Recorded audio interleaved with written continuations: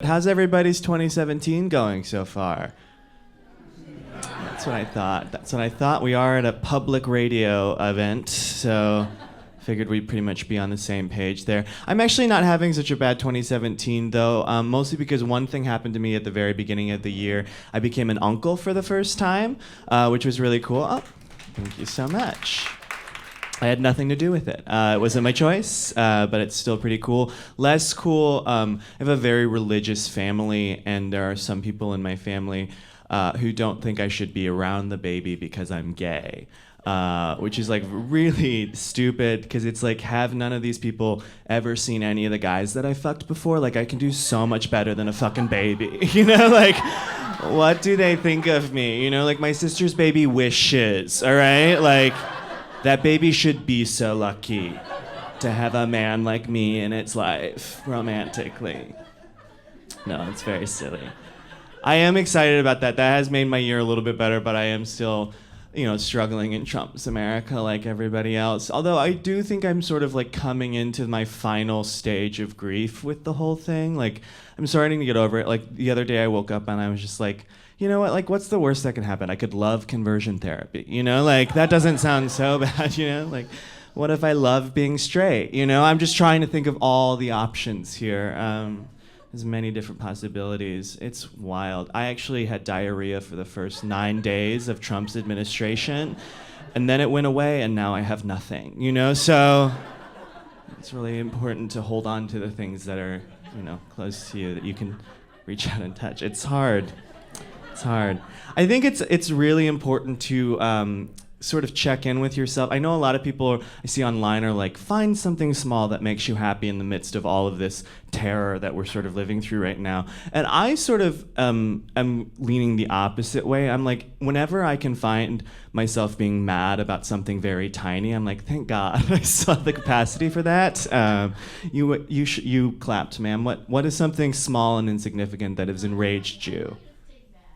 Oh, no, I am mad, but maybe not always about the right things, Like, someone cut me in line at Whole Foods, and I was furious, That's the kind of stuff I want to be mad about right now. But it's tough. Like the other day I was on Facebook, and I saw that my very first high school boyfriend got engaged. And so now it's like that whole thing where I have until dawn on the next leap day to find true love, or I revert back to my original form, And that's difficult for me to accept. It's hard, I know what you're thinking, like, what was your original form? And you're right, it was a very small, sick horse. Who someday dreamed of being an adult Asian man with dry skin, We all have our dreams, we all have to hold on to them. It's tough. I got dumped for the very first time in 2016, which was really tough. Here's a pro tip from me to you if you live in New York City. Never break up with someone in Central Park because you have just ruined 6 miles of wilderness for that person. I truly would love to go back and look at the trees, but I can't, It's blocked off from me now. Within 3 days of that breakup, I cut off all my hair, started crying in public for the very first time and doing yoga, which I'd never explored before. And I was like, oh my God, I'm turning into a white woman. Like, what is happening to me? These interests. It's pretty crazy. I did like the yoga, though.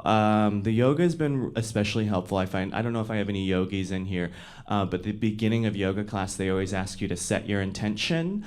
And I always set my intention for revenge. And I find that to be especially therapeutic, just sort of holding on to the rage that is sort of inconsequential. It's tough. I get a lot of advice from people who are in love a lot. A lot of people tell me, like, Joel, don't be so desperate. Stop being so thirsty. Play hard to get. Like, that's one that I hear most often when I get dating advice. Play hard to get, which is very difficult for me to do because I'm very easy to get. It's been tricked into a lot of situations. I'm very sexually gullible, as they say. It's tough. In 2016 alone, this is not a joke, this is 100% true, I was stood up by 3 different men on 3 different first dates, which is wild. Wow, none of you seem shocked, which is really not that supportive for me. Yeah, stunned silence. Thank you for putting a spin on that. Alternative facts. Kellyanne, is that you? It's wild. No, I was stood up by 3 different guys on 3 different first dates, and it sucked. And I think like the hardest part about that for me was just not knowing how those men died. You know, like what happened to them. It's the not knowing that hurts the most. You know, it's tough. Are any of you at this table here in a relationship right now? Currently, both of you? Okay, don't brag. I just asked a question. Just you don't have to, throw it in my face. That's great. What would be your advice for me? How did you do that? Lots of wine. That I can do. That's crazy because I do that a lot and I'm still single. So I don't know what you're doing differently. Maybe it's because you're a gorgeous blonde woman. What about you? You said you were shaking your head yes as well. What's your advice for me? How did you do it? My house caught on fire and we moved in together. Oh, so a trick. I can do that. You just gotta trick them into it. I would not be opposed to setting something on fire to get my way. Probably do that. Okay. Are you friends? Do you know each other? Now, before you were in a relationship, were you guys each other's like wingman for each other a lot? That's awesome. That's awesome. You've got to have a good wing person. Now, who more often than not had to be the grenade? Or the person to jump on the grenade, rather, for the other. Took one for the team. Took the ugly friend. She's throwing you under the bus right now. I could see it in her eyes. No, you gotta find a good wing person. I have a really good friend in New York who's my wingman, and we're really good. We're really close. We're so close that we came up with a special language that we use when we're out together. We want to talk about a man in front of him, and we don't want him to know. And so it goes something you guys can use. Anybody in here can use the code. I'm sure it'll work seamlessly for you. We just go up to each other while the man is there, and we just ask, what do you think of the new Beyonce album? And then the answer sort of dictates. It's either like, I love the new Beyonce album, get out of here, go request another song, or I hate the new Beyonce album, we have to leave, It's one of the or the other. But the problem is with this code is that the drunker we get, the more obvious it becomes what's happening, So it sort of becomes like, oh, what did you think of the new Beyonce album? And it's like, listen, I love the new Beyonce album, but you should really see it under fluorescent lights because I just ran into the new Beyonce album in the men's room and it looks way different than you think it does. Okay? Or like, I liked the new Beyonce album a lot until I heard it say that President Barack Obama was born in Kenya.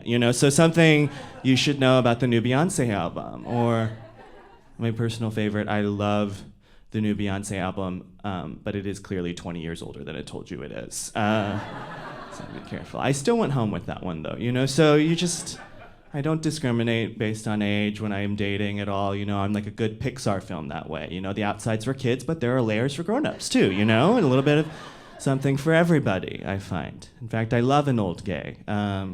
Old gays are so great because they have so much cooler shit in their apartment, Like, I went home with one recently and he was giving me a tour of his apartment and he was like, this is my living room. And I was like, a whole room for living? What?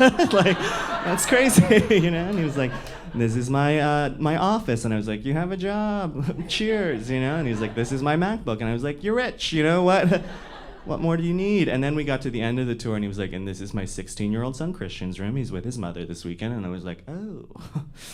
And it was really weird for me because I just had to stop and be like, am I ready to be a stepmom?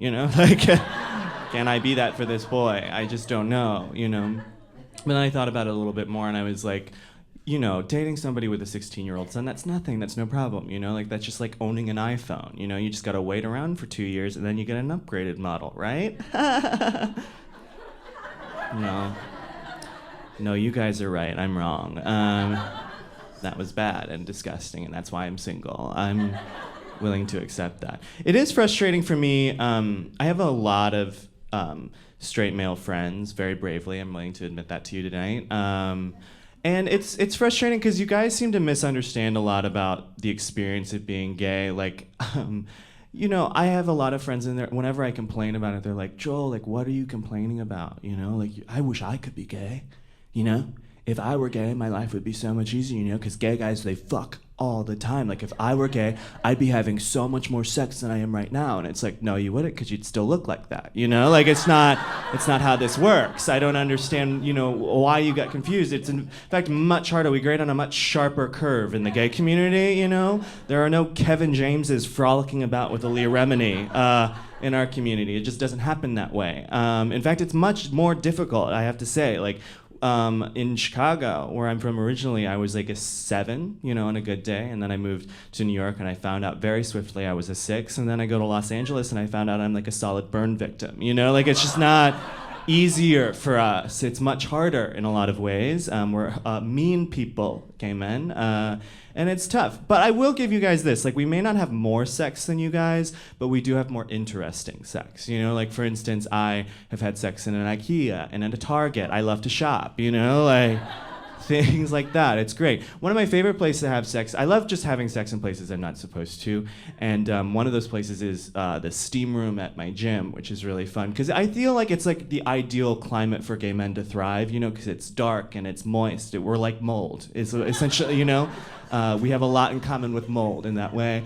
I remember a while ago, like right before the election, like I was like hooking up with like 2 guys in the steam room. We were having a great time, and then in comes this group of straight men, and they walk right in. We scatter like roaches, you know, like we're supposed to. And these straight men, they like sit down and they just start talking about chicken and broccoli and things like that, you know. And the guy who sort of like initiated the hookup, who sort of was, he was like driving the ship, he was the captain of the hookup, if you will. He looked at these men at one point and he was just like, "You guys horny?" And they were like, "Oh, no.